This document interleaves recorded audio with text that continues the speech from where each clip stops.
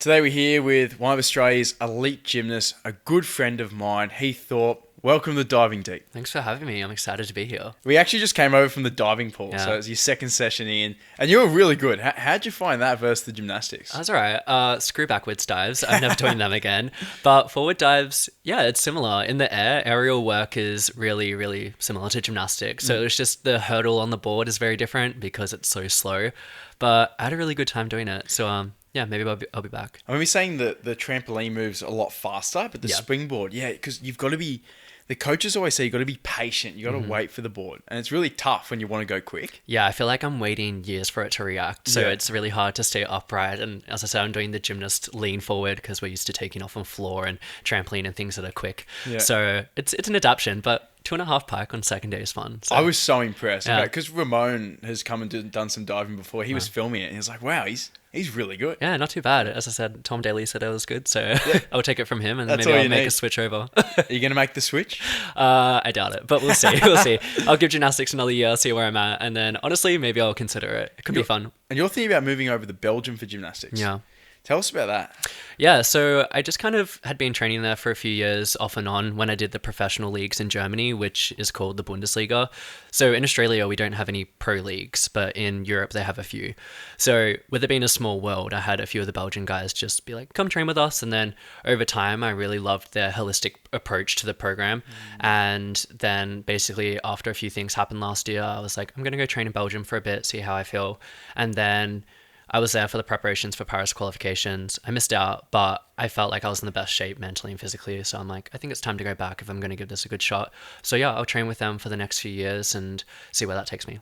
It's funny you said something when you're in the best shape of your life and you missed out in the Olympics. I know similar with me, I just missed out as well. And I felt healthy. I felt good. I did everything I could in training. And sometimes it just doesn't work. Yeah, I think that's just sport. But for me, it was easier to process knowing that I had done everything I could have. And I think if I was injured or I felt I didn't work hard enough, it would have been a bit more of a sting. But kind of just to go out there and have, for me at least, it was like an international PB. So I couldn't have expected a whole lot more. Obviously, as an athlete, we sit there and we're like, oh, I could have done this, I could have done that. But I think after a few days of processing it, I was just like, it is what it is. And I did my best and I gave my all in those few months. And I was able to sit back and feel satisfied with the campaign as a whole. I missed out by 0.6 or 7, which isn't much in like I could have done this, then the argument is the guy who won could have done this better and everyone could have done something better. Sport really does come down to the day. And yeah, it was just a whole different ball game with pressure. I'd never done an Olympic qualification. So it was interesting. Because I saw you a few days after that Stan event and I thought you dealt with that really well. And because I was going into my Olympic trial, like I was really headstrong about it. But yeah, you come out the other side and what do? You just got to keep chipping away. Yeah, I think for me, it was always not an outside chance, but Jesse Moore, who went to the games in the end, he's been injured for a few years. So I kind of knew if he was healthy, he was going to be very hard to beat, and he was. And he consequently did really well in the game. So that also made it easier seeing him do really well in Paris. But I always knew it'd be tough to beat. So I think just how I dealt with the campaign and the competition was enough satisfaction for me. I didn't even get to be a part of the qualification process last time. So it felt like a big step forward. And yeah, I don't know, Olympics is Olympics, but I think I've realized a few things when watching these ones, and being able to not put my entire self-worth on one competition has been something to learn. What have you realized about that? Because I think that's nearly the biggest lesson ever. Like something I've looked at from missing out too is like sport, like it's important, but it's not everything. At the end of the day, it's still a game. And I always have this like bottom line of as long as I'm alive, things are okay. I can have another go. I think it just like puts things into perspective. This was the first time I knew pretty much everyone competing, and there was a lot more of a personal connection to these games. Previously, I've watched as like a fan or from afar. Yes. So knowing everyone competing also had a different element to it. And I think it kind of, not to invalidate anyone's journey, the games is obviously what you make it to be. But I think that's what I realized. It is what you determine it to be. You give as much weight to an Olympics as you want. Like people watch it and they don't think about it a second later and that's it. But for an athlete, it can be your entire life and life's work. So I think I just kind of saw and learnt to see it as another competition. And whilst I would have loved that experience, like, it didn't make me any better or worse as an athlete. I also noticed that there were athletes at the games that I was just as good as well. But Olympics has so many factors. It's every 4 years. There's so much luck. There's injuries. There's so many complexities that allow an athlete to qualify or not. So I think I just learned over the time that not necessarily every best athlete's there. It's the ones who's managed themselves the best and how they've got into it. So, I mean, even further kudos to the people that do make it. Yeah. But it was just a different realization, and I think I was able to watch it and step back and feel still decent about my ability as an athlete, but also just my worth as a person. It's so interesting because you're right. You look at the Olympics and you just think the best of the best, and for the most part, there are. But there are other elements like luck, injuries that come into play. Like there are people who are at the games that I've beaten nearly every time I've competed against, but just because the way the cards fell, it just happened to come that way. Yeah. So it was an interesting experience to learn from. But I also did the broadcasting similar to you. Yeah, at Stan. So, yeah, that was that because I was at 9 doing Yeah. the diving, and you were at Stan doing the gymnastics. Yeah, I did live TV for the first time. And they kind of just like threw me on air because I think they thought I'd done it before. So Yeah. they only gave me like 90 seconds before I jumped on. Really? Yeah, they're like, all right, so you just stand here. And I was like, where do I even look? And they're like, oh, just down that camera. And the topics were so broad, but I guess they entrusted in my gymnastics knowledge, and it was fine in the end. But the first segment on air, I was like, yeah, this is scary. But I pretty much settled into it easily, and it was a really good experience. And I think it was just a lot better for myself than sitting at home watching, depressed about it. Like I say, I felt okay about it, but I also wouldn't have felt the best sitting there doing nothing. And I'm very much like, make lemonade out of lemons kind of guy. So it was good to be able to have something else that is also extending my career possibilities post gymnastics. I feel like the making lemonade out of a lemon is a trait of high performance. Like when anything doesn't work, whether it's in sport, you just find a way to get around it. Yeah. No matter what. Yep. It's quite stressful though, the live TV, because you're like, what if I say something wrong? What if I forget? My biggest thing was name pronunciations. And there's so many different cultures and languages to learn. And you don't want to offend anyone. You don't. And you really want to do the best at pronouncing everyone's names correctly, respectively. So that was the biggest thing for me. So I did a lot of research. There was even a few Chinese athletes I got my coach who speaks Chinese to help me with. And I really sat down and researched all the names I knew I needed. But just remembering pronunciations on spot was really hard. But I think I did a good job. So yeah. The pronunciations were something in the diving nearly every day. A lot of the job was to go through. In the Olympic portal, they had every athlete saying their name. It made it so much easier. So you'd go on and listen to it. But even sometimes you'd listen to it and you'd be like, oh, I'm in trouble here. Yeah, and then I would like write the name down in syllables and how I'd say it rather than like the spelling of it. Like phonetically. Yeah. Yes. Yes, just to learn. But yeah, it was a cool experience. How'd you find the broadcasting? 9 was fun. Yeah. It was intense because we were in there from like 5 p.m. all the way till 1 to 2 a.m. in the morning, nearly every day of the week. So you'd literally work an 8-9 hour shift at Channel 9, sleep, wake up, do your research for the day. Because something, you probably realize this too, even though you know someone for a long time, you may not realize you don't know much about them. Yep. Like, did you have to do a lot of research as well? Yeah, I think so. Interestingly, even being a men's gymnast, I'm more of a women's gymnastics fan. So I had a lot more knowledge about the women's gymnastics, even though I know all the men mostly better.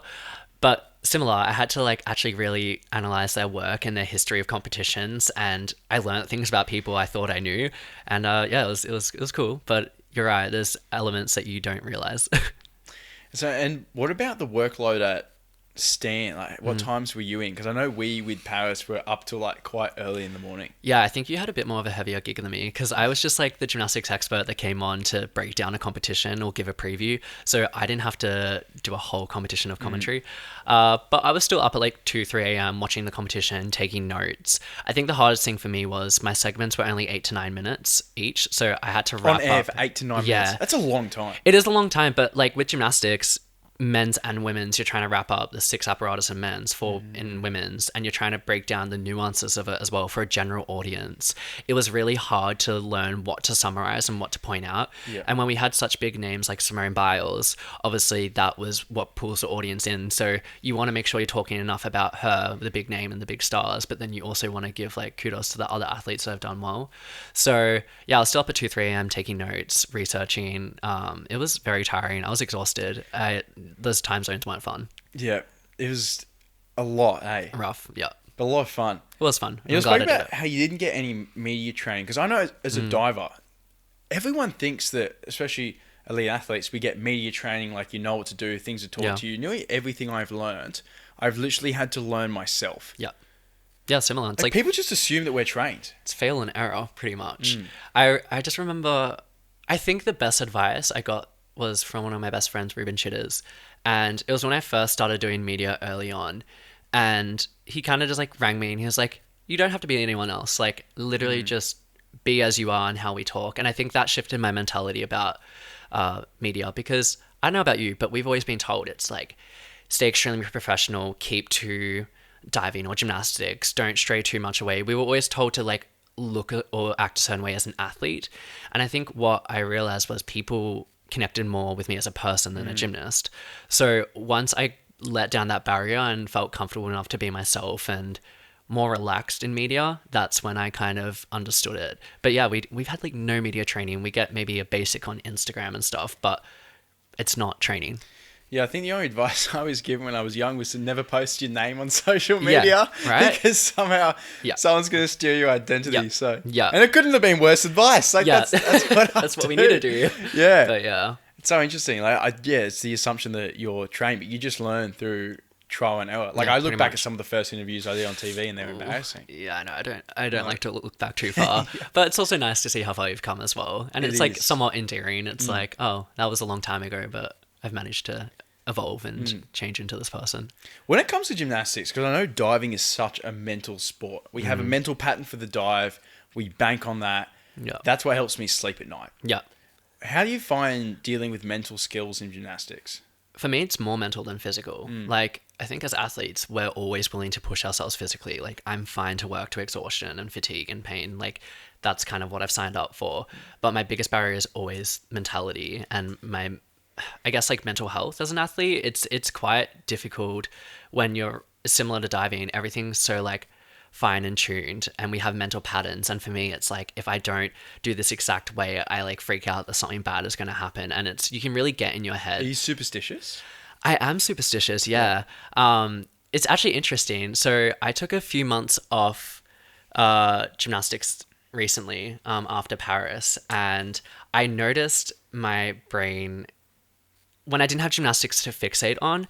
I noticed that my patterns in my brain weren't very healthy. I was like very much wanting to do things I was like trying to be overly productive, over analytic. I was seeking like perfectionism in my day-to-day activities. And I think a lot of it had been masked by gymnastics, like a perfectionist sport. So I think it's interesting going back to gymnastics and training full time now. I've had a little bit of a different approach to how I want to do the sport for the next 4 years. And I do want it to be a little more relaxed and so on, because I found that makes me more calm as a person. But yeah, it's such a mental sport, and I feel like I'm always learning about my mentality in the sport. And yeah, it's something that's probably never going to stop evolving. Just to give people an idea on Heath, he come into the diving pool, right? Yeah. Did the best 2.5 I've ever seen for someone that's dove twice, and he's not happy with it. He's like, I got to jump up Yeah. straighter. I'm going too far out. I did I'm like look. 8. I was like, I want to do better. Yeah, we even did synchro. It was brilliant. Yeah, it was fun. Yeah. But you're right, that like transfers over to your other activities in life. And of course, wanting to be great in something is always good. But I've noticed I have a fear of monotony or a fear of average, which I think is just drilled into us as athletes. But it's not healthy to have that in all aspects of your life, because you're not going to be able to sustain that. So yeah, it's for me kind of using that perfectionism and that drive in a healthy way is something I really want to focus on moving forward. But yeah, it's interesting. Athlete isn't for the weak-minded. Yeah, it takes a lot out of you. What's an example of something in your day-to-day life that you realized you were doing it in and then tried to pull back to relax? It's actually probably with social media, to be honest. Obviously, for both of us, like it's intersectional to our careers now. And I think I was like fixating on amount of content, or quality of content, or insights, likes, patterns, these things. And yes, it's my income and that's important. But at the same time as well, similar to a result in gymnastics, I don't want to be valuing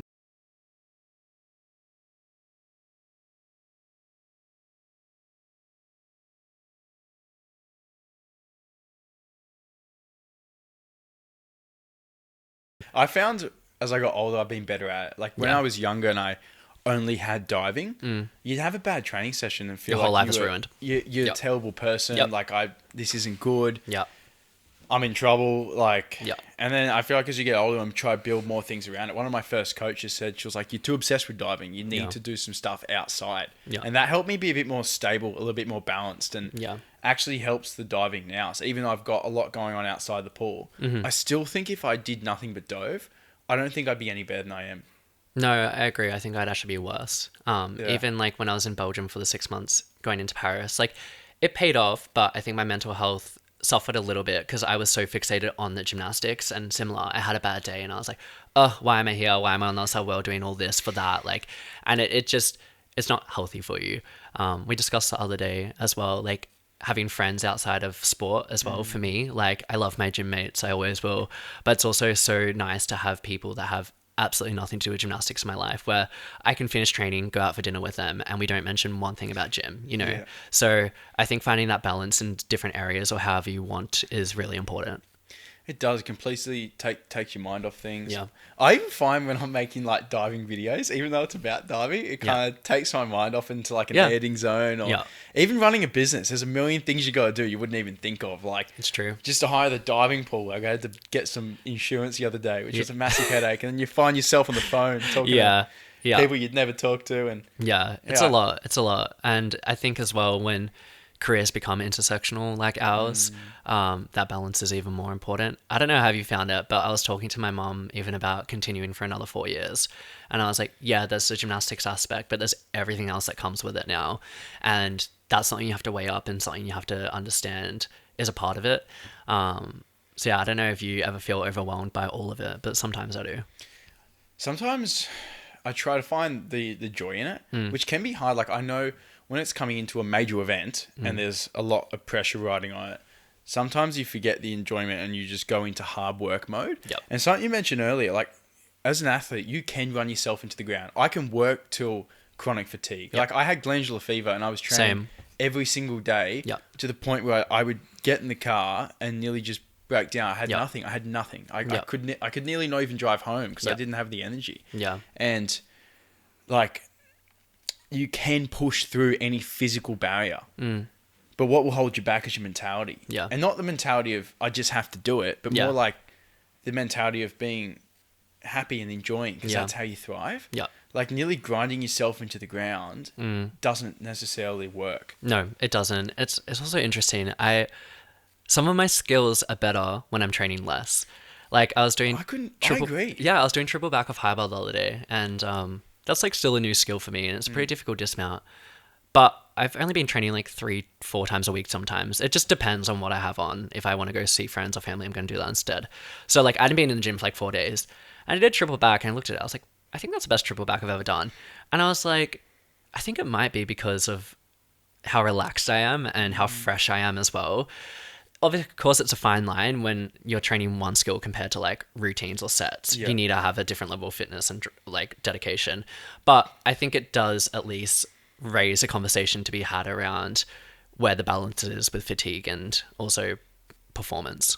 It's so tricky because I know as well when I trained platform and springboard, I always had a better result on both. Yep. And then when they pushed me to, or I had to do one event, like, and sometimes I chose to do it because like coming into an Olympic trial, it's the only event that maybe I was eligible for different reasons. And then you focus on that. But I find I always perform better doing more, which actually reduces the training load on Yeah. both. Yeah. And I found that way more effective. Yeah. Like hard work is crucial, and I think as an athlete you'll never not work hard enough. No. But you've got to know where the line is, and it's really tough to know too, because when you're dealing with coaches, you don't know if you're being lazy Yeah. or if you're preserving to perform better. Yeah, I think that's what I was about to say. It's always been interesting when coaches may get frustrated at you and say like you're not working harder, you don't want to be here, and it's like, mate, I wouldn't be in the gym right now if I didn't want to be here. I'd be go hanging with mates. So it's like us athletes always want to push ourselves, and yes, sometimes we need. I know sometimes I need my coach to say you can do one more, you so can do do two I, more, so do I. you can do it. Especially for the mental stuff. It's the mental stuff. Yeah. Yeah. Like I need someone to push.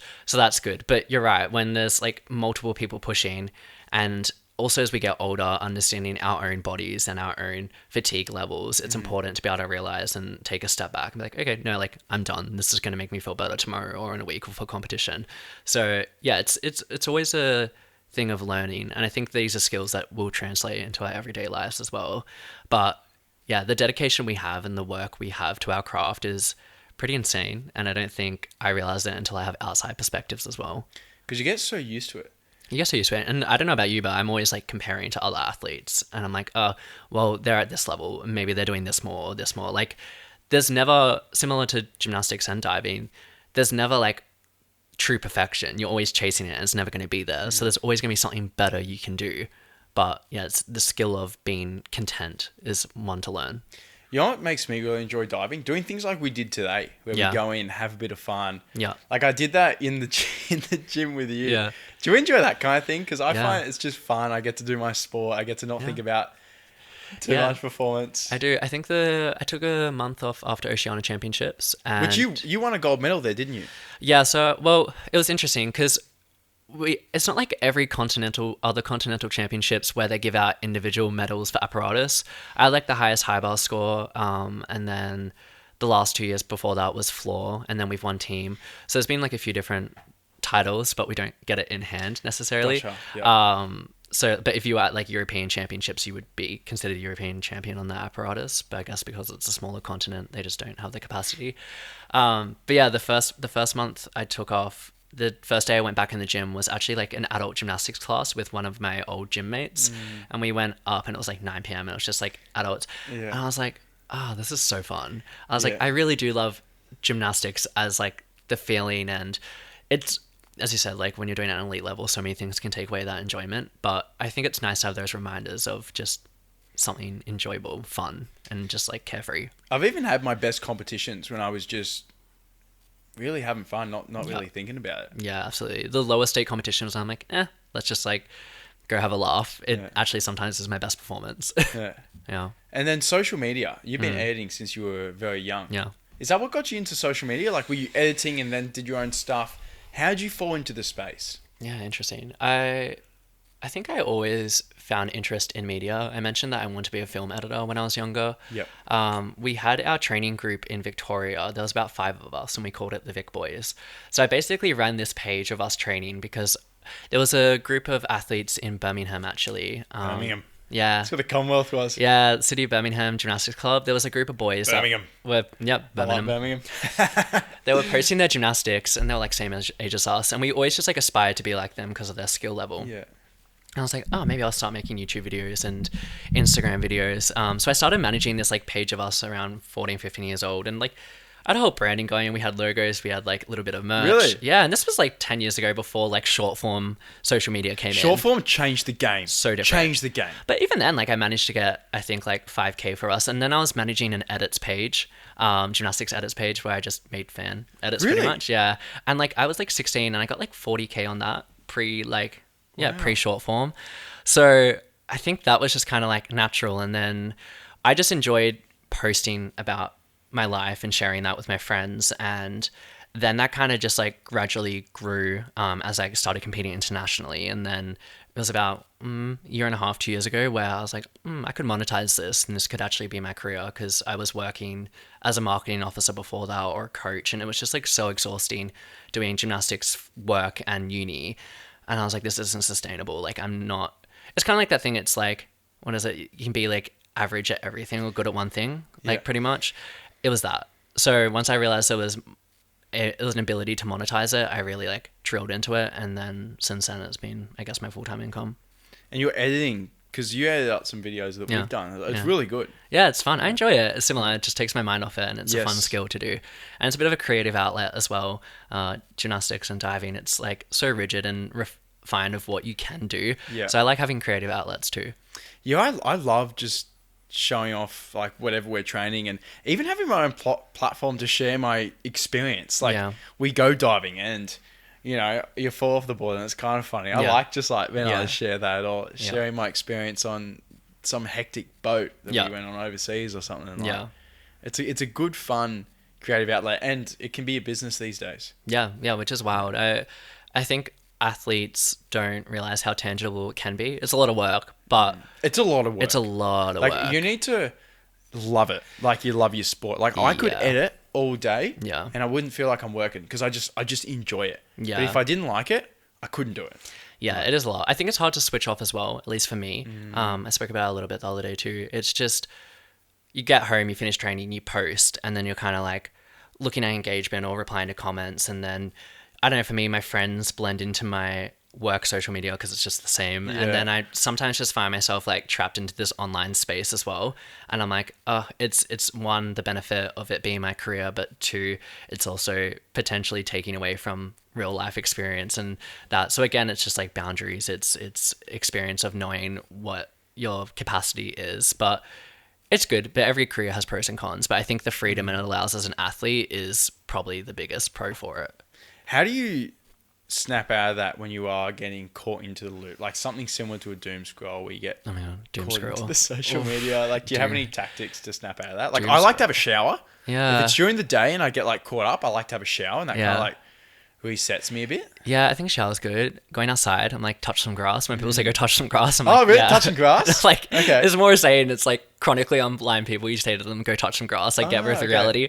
But going outside, I think helps. That was the first thing you did when you came here, actually. What? You're like, I'm going to go sit in your balcony in the sun for 20 minutes. Yeah, true. Yeah, Yeah. I was like, okay. I want to be outside. So I'm very much an outdoors person and like the beach and all those things. So do I. And I love the beach. My training is all indoors. Yeah. And then when I'm training rigidly, I'm like, oh, I just don't feel like I'm out in Yep. life enough. Yeah. Like, Well, you know our gym, we don't have any natural light. At least you have like a window. yeah. Oh, yeah. We're blessed. Yeah, with no, a window. ours is like a shed. I mean, it's well lit, but it's all Yeah. fake lighting. But yeah, there's like different tactics I can get into. But I think also learning where my ego sits has been interesting with social media. Like trying to understand how much I'm doing it for like validation or to feel good about myself has also been a learning experience too. And trying to separate that ego from the job has been really important and kind of similar to like what we're talking about at the Olympics. It's you give as much weight to it as you want. So I can now treat it as like, I'm going to log on, do a job, post, hop off and go be in reality and not get caught up in this space. Has been something to adapt to as well. I've been trying to like build up my team to help me edit, Yeah. post, produce, and try to offload Yeah. some of smart. that work out. And that's such a interesting process. Like Yeah. navigating contractors, Yep. dealing with new people. Finding good editors is extremely difficult. Yeah, I can imagine. Extremely difficult. I think I'm only getting to the point now where it's like, I mean, it's like kind of, you have to invest money to make money. You do. So, but then you also have to have the money in the first place to invest. So I think now is only when I've been able to see like enough profit margins to be like, okay, I can invest it back into it. So Yep. I'm at a similar point when now I have to start outsourcing, looking at editors and those things just to make my life a bit easier.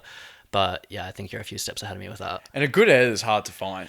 Yeah, They're especially like good people. When you find them, you try Yeah. to stick with them. I think as well, like you kind of have a vision of what you want your content to be as well. And it's in here. It's so there. hard to articulate Yeah. sometimes. Yeah. Like, it's like, just get me, man. Yeah, Like, yeah, and it's like, yeah, I guess you kind of have to be able to put that aside a little bit and just be Yeah. like, it's content. They're doing a good job, but yeah, Yeah. I heard this one saying about outsourcing. It was like 80% done by someone else is like 100% awesome. Like if they can do it to nearly 80% of what you could do, you can train it Yeah. up a little bit. But Yeah. I don't even bother trying to script it out in an email. I send them like a voice okay, message. you're a voice guy. Yeah, so they can Yeah. just try to. I can articulate better because Yeah.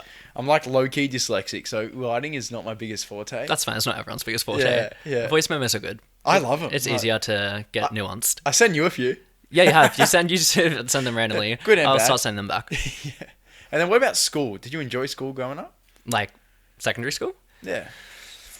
Because you didn't grow up in Sydney. You're here at the moment. You've travelled all around Australia for gymnastics. Yeah, pretty much. I grew up in regional Victoria in a place called Lara, and then I moved into Melbourne for training, and then I moved to Brisbane at 16, and then Sydney a few years ago. So I've been up and down the East Coast.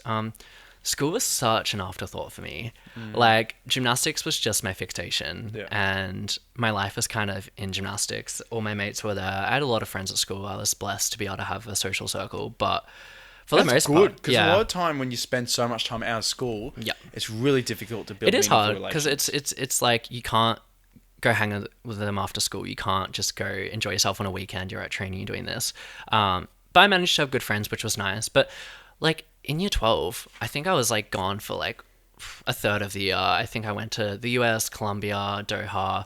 Then we had all our domestic competitions. Like, I literally just did not care about school, which is bad.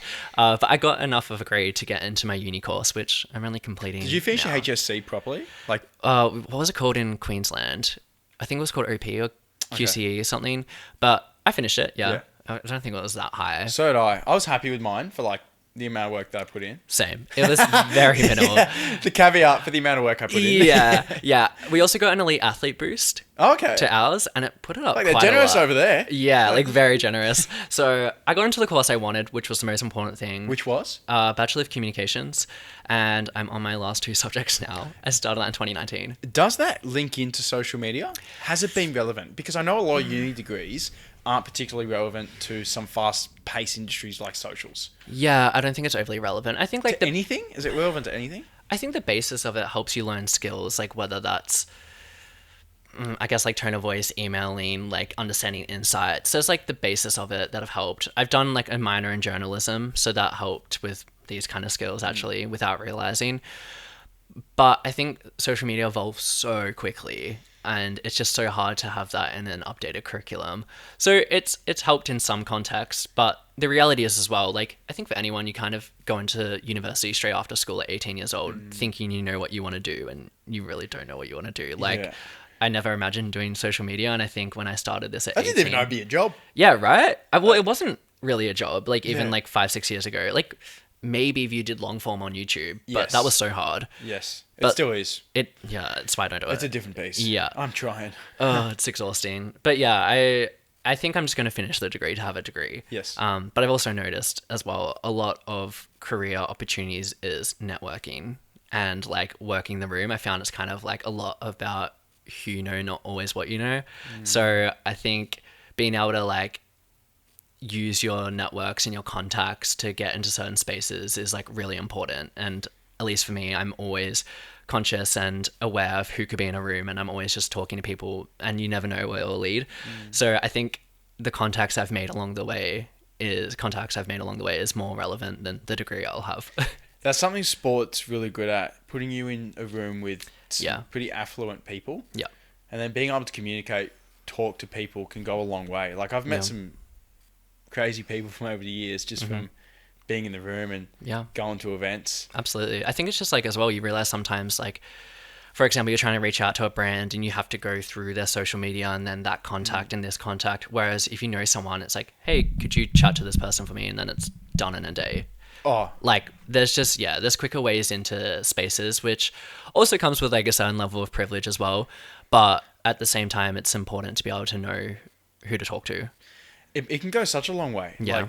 Like, even people that would work with you, but you can't contact them. Yeah. You My know, point, They yeah. wouldn't even know about it. That's something I love about social media. People can't help you if they don't know about Exactly. you. Where Yep. if they do, then you may have some great work you could do together. Where if you had to go up the chain, some people may not even care enough to pass the message exactly. on because Yeah. it's got nothing to do with them. So, Yep.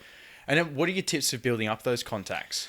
Obviously, trying to work the room, try to meet people. Even that can feel challenging. It is challenging. How do you do that? Especially if you're not extroverted. Yeah. I think luckily I'm an extroverted person.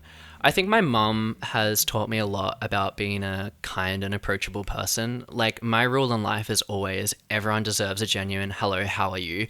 And until they prove otherwise that they don't, then I'm going to give this person time. Yeah. So I'm always talking to someone. If someone comes up to me in the street, I'll like have a chat to them. I try being very generous with my time. And I think people respect that and it resonates with people. And like when I go into a room, I don't necessarily have an objective in mind, Yeah. right? Like if I'm at an event, I'm not like, oh, I want to get this job out of this. It's more just like, I'm going to chat to these people and see. And then I think, as I said, it can resonate with some people. And I think being kind and genuine goes a really, really long way, especially in a very egocentric industry. I think there's a lot of personalities in social media and media because there kind of has to be those people that want to put themselves out there to be heard and seen.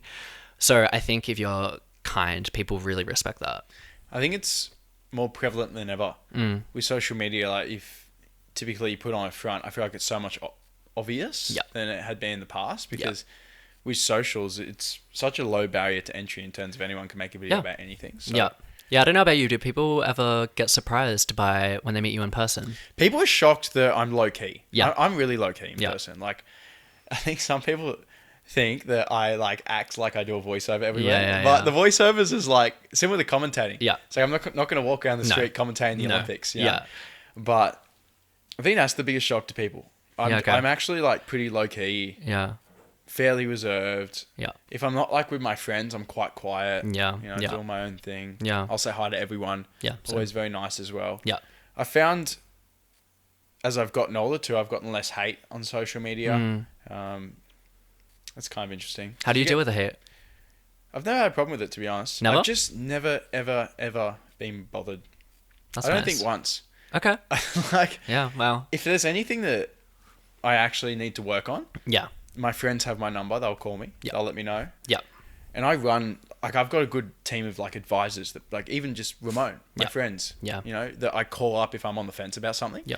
And I'll believe them. I'll trust them. If they give me advice, I'll listen. Yeah. Okay. And Interesting. then typically hate from anyone else, I just couldn't care less about. Like, when you're so fulfilled with, like, I got my Yeah. diving, which fulfills me. Yeah. My work that fulfills me. Yeah.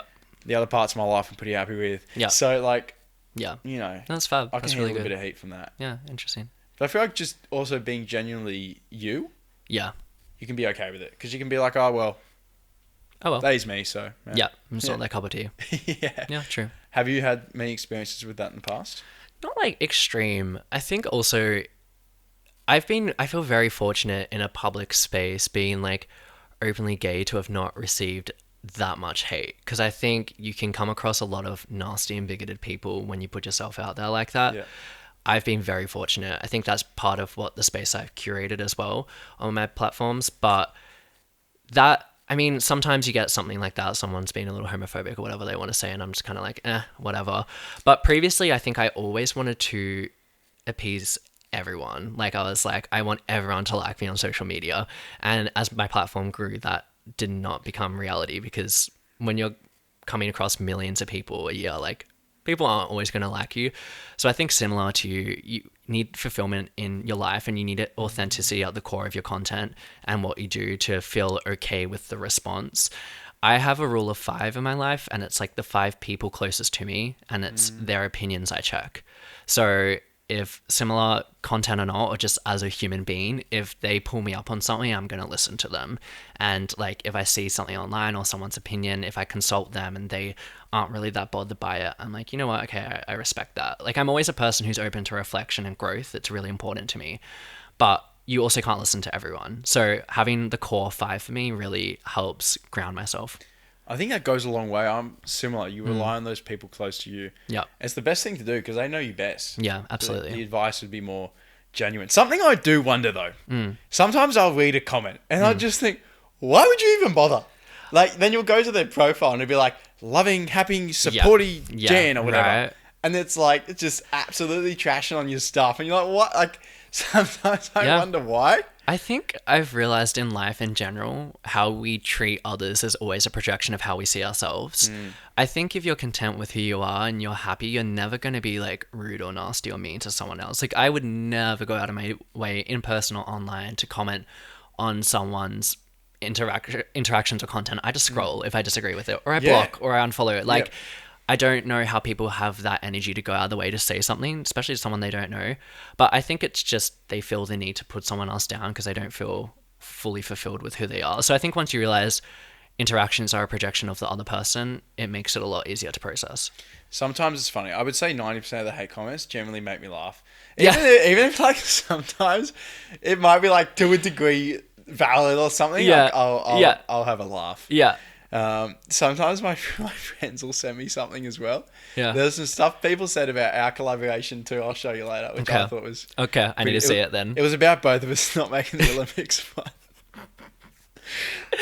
sometimes like, oh yeah, it's a tough thing making the Olympics. It's not easy. It's not a walk in the park. It's not easy, man. Like, yeah, good luck. The top like 0.1% make it. It is difficult. Yeah, Like, absolutely. And in gymnastics, because you've pioneered some skills, transferring some women's skills over the men's gymnastics. Yeah. How have you found that process? What inspires you to do it? How do you find it's being responded to?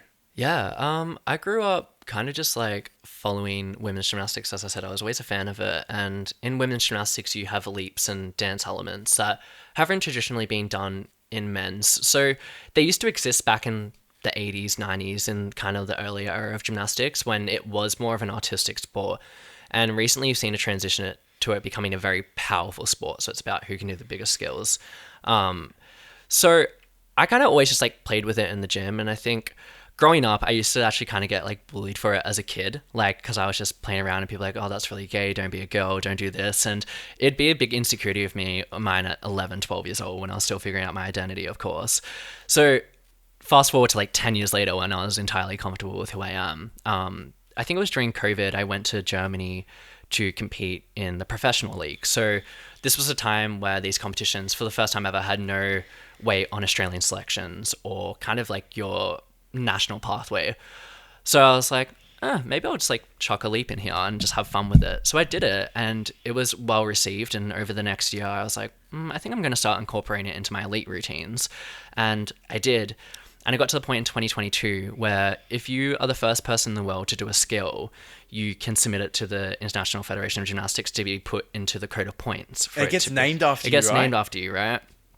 So is there a Thorpe skill in gymnastics? There's not. So I submitted it, and the reaction I got from the International Federation of Gymnastics was pretty much like, this is for women's gymnastics and ballet. Like, you don't do this in men's gymnastics. And I was like, So it got rejected, and I was like, I'm still going to do it.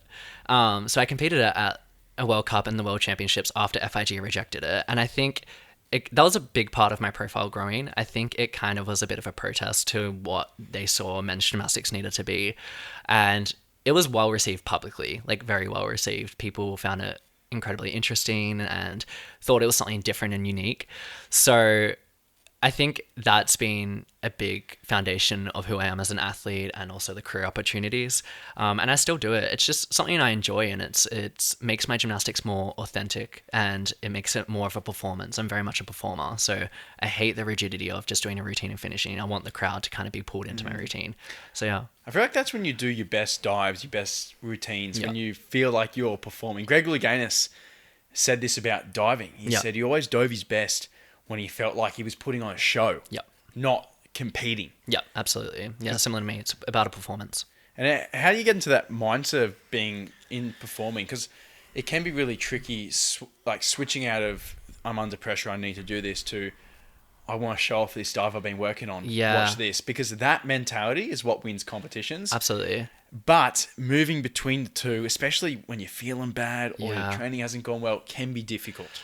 I'm usually really good at doing it. I think I kind of it's a lot of like self-affirmations and positive talk before a routine, and I can switch on and be like, oh, I just want the crowd to enjoy this. Because like the thing is, like when you're tumbling or doing a routine, you can hear the crowd. Like in diving, I feel like you do your dive and you go underwater and it's done. Yeah, right? We want everyone to be silent exactly. when we're diving. Like no noises, silence. no flashes. I hate silence in gymnastics. And so you can hear the crowd when you're on the floor. Yeah. And they cheer and... Yeah, you can hear certain people and that fuels me. So like knowing that's going to make me feel better in my routine. But it was actually at Oceania Championships. I couldn't fully switch into that performance mindset. It was dead silent. I was first up and it was like my first Olympic qualification. And I remember I felt like I was going to faint. Like I was just like, my legs are buckling and like I can barely breathe. I feel like I'm going to have a like panic attack at this point. Like this is horrible. And I was just like, how do I even do gymnastics? And I managed to like somehow get it to a point where I got through the routine. But everyone was kind of like, my mom was like, that wasn't a performance. You just did your job and got there. But I wasn't able to switch it in that moment, which was interesting. And I think that was just a reality of the pressure. But it's another skill to learn for sure. It's tough because, when I feel like I'm performing, I do my best. It's fun.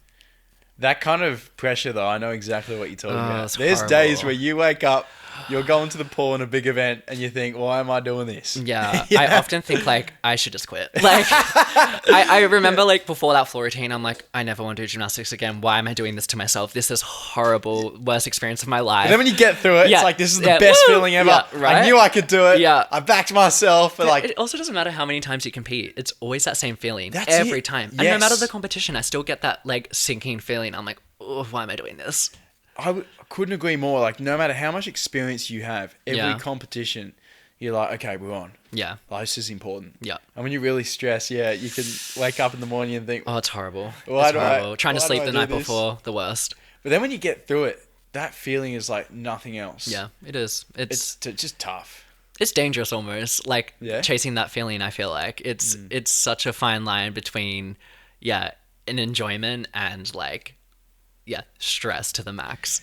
Especially when you're pushing the limits of like what you're physically and mentally Yeah. capable of. Like if I had to show up and do a forward dive at the Right. Olympics, I'd be chilling, Yeah. no worries. But then Yeah. when you've got to do, your triple twist, the Yeah. 4.5, Yeah. or your back and reverse 3.5, something Yeah. that's actually challenging. Yeah. Then you put that pressure on top. Oh, it's so bad.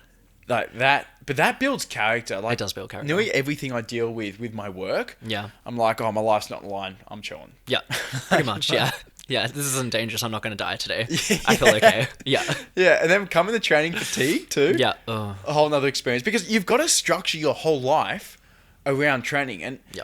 for people that haven't trained as much, it's like, no, I can't stay out too late tonight because I've got a big session tomorrow afternoon, and on the weekend I can't go out too late because I need Sunday to recover from the whole week that Yeah. I've had. And Yeah, I need to have protein at this time. I need to eat at this time. I need to sleep at this time. I need to go to recovery at this time. Like, it structures your entire life. And you can try and have a balance, which is important, but you can't compromise too much. And when, even like the difference of 30 or 40 minutes of sleep for me can entirely change a training or how an much do you outcome. need? Like 8 hours at least Yeah. is kind of like What time do you go to bed? I'm a bit of a night owl. When I'm in Belgium, we don't train till 9 a.m. So that makes it a lot better. So I don't have to wake up to like 7:30, 8. So as long as I'm asleep by 11ish, 11:30, I feel good. Yep. But here I was like sometimes waking up at like 6:30 for training, and I struggle to sleep before 11. So yeah. Is that not like the worst feeling? I know when I'm on like the end of 10 meter, I know I've had like maybe a dodgy weekend, not Yeah. much sleep. Yeah. And I like don't feel mentally prepared. I'm certainly not physically ready. It's so bad. And I'm about to send one of my riskiest dives. And Yeah. I'm just like, I just hope my training prevails. Sometimes I'm just like, don't think and just pray. Yeah. Like, I'm not even religious, but I'm like, pray to something or someone. Like, I need to survive this. Yeah, just hope that my technique kicks in and Yeah. carries me through. Absolutely. But then when you get enough sleep, and that's why I prioritize my sleep as well. Yeah. Outside the pool, I can work all day. Yeah. All day. Yeah. As long as I eat well too. Yeah. Eat and sleep is so important. And then when it comes to structuring your eating, because some people always ask me how rigid I am with food. Yeah. I feel like I eat fairly healthy, but not super rigid. Yeah, I'm similar. I used to count macros when I was a little bit younger. What is that?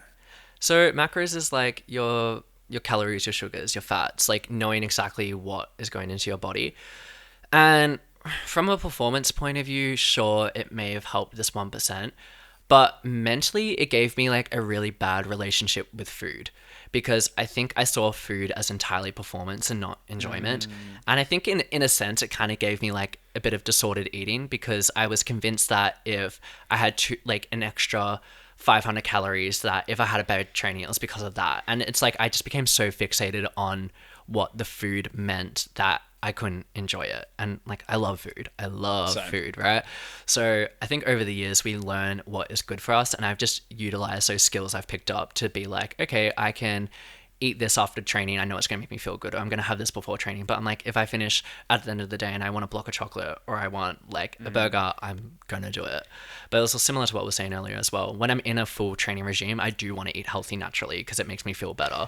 So I got like a nutritionist to look at my macros randomly at the start of this year, and he was like, yeah, they're pretty perfect. Like, you're sweet. And I was Yeah. like, good. But yeah, it's just kind of, for me, I don't like to look at food too critically. I still want to enjoy it. I find like a lot of things, when you've got so much weighing on your sport and you put so much into it, you need other areas that are a bit flexible. Yeah. Like if you're too rigid, I feel like you set yourself up to snap and Yep. to break. Where Yep. if you can be more free Flexible. flowing Yeah. in nearly everything, Yeah. then you can go further or at least deal with more. Yeah. I think Right. also for me, like food is an experience, whether it's with like friends or something, I'm like sharing or Yeah. I'm enjoying something together with someone or A coffee's a big one for me. yeah, coffee. Yeah. I need coffee. But yeah, it's an experience as well. So it needs to fuel me as a human as well as an athlete. So again, it's all about finding that balance. And it's also something you only learn from trial and error and as you mature as an athlete. But it's important to know what works for you. And Heath, as a person, are you very intentional, very strategic, goal setting? Yeah, I think I've always been like a high achiever or like goal setting. As I said, I think that's kind of driven by a fear of being average, which isn't always healthy. But I think for the most part, I like to push myself in areas. I'm very direct and transparent as a person. I think everyone will know what I'm thinking and how I feel about someone. So you never have to really guess. And I think that's similar with my sport as well. You can always tell what's on my mind. But yeah, I feel like I'm a lot more chill outside of my sport. Like I'm just like, Same. whatever. Like I'm I'm pretty so intense chill. in the pool. Yeah, yeah. In the gym, I'm very intense because it's just I'm there for work. I know what I need to do. Yeah, I don't talk that much. Yeah, I don't really either when I'm in full training. At the moment, I talk a lot. I yap because I'm avoiding doing the work. But yeah, when I'm in full competition mode, I don't talk a whole lot. But yeah, I'm very intense in the gym, and then when I'm out of the gym, I'm just like, I want to relax. Yes. So I'm very very carefree outside the gym sometimes to a fault. Yeah, but yeah, Carefree for an elite athlete. yeah, Yeah. exactly. But yeah. What about visualizing? Do you visualize your skills in gymnastics? Yeah, I'm a huge visualizer. Do you do it outside of training? Yeah. Only inside training? Tell me about your visualization. I do a lot of it outside of training, kind of just like even just my day-to-day routine. I know exactly what I want my day to look like. But when it comes to being specific about gymnastics, I know exactly what I want my warm-up go to be. I want this many reps, and then I want this go to look like this. And I kind of have, I imagine through a point of POV pretty much, like a first person POV, what I'm doing in my skill, and then I imagine what I want it to look like from third person too. The issue with that as well is sometimes I get too fixated on what I want it to look like, and then I struggle to be satisfied or happy with it, and then you can get very caught up when things aren't working on a day, for me at least. So yeah, visualization's a big part of it, but then also just being able to trust your training and trust your muscle memory is a big thing. Muscle memory is huge. And it can be extremely useful. Like when you're under the pump Yeah. and your muscle memory delivers for you, it's a good feeling. I love muscle memory. I love yes. muscle memory. And when you're like scared of skill, you're like, I can't do it. And then you I just do it. And I'm like, oh, thank God. Yeah, sometimes you're standing on the end of the board and you're like, wait, how do I twist? Yeah. Don't worry about it. Yeah, don't worry about it. Just go. Yeah. But yeah, visualization's a big part of gymnastics.